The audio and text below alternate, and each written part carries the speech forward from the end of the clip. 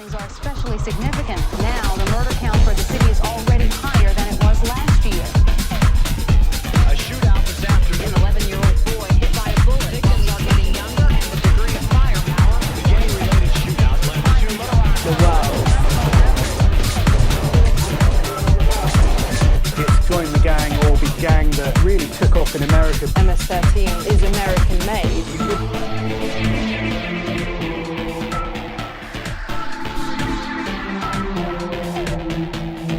First shooting happened around and then just after telling.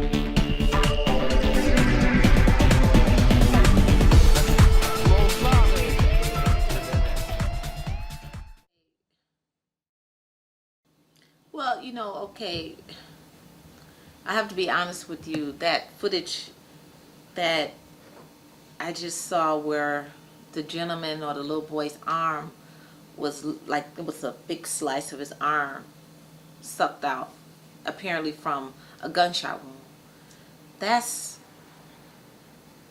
really, again, that's unnerving, and it breaks my heart, because see, this is what we don't think about. We all think about the finality. We all think of the fact that you can be killed by a gun.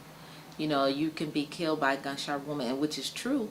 However, what about just losing a limb? What about actually being paralyzed for the rest of your life because of unnecessary gang activity, unnecessary violence? So it doesn't always have to result in death, which a lot of times it does. But then there are times that, just like the young man's arm was, actually sucked out by a gunshot, that kind of thing will affect him for the rest of his life. And I'm sure it has damaged nervous tissues, and all kinds of things. He probably can't really use it to his full capacity. Then there was another scene where the gentleman lifted up his shirt and he had apparently been shot in the stomach. And you could see where he had, over 100 or 200 stitches. It looked to me as if he had that many stitches. Now, we don't know what kind of damage his internal organs took.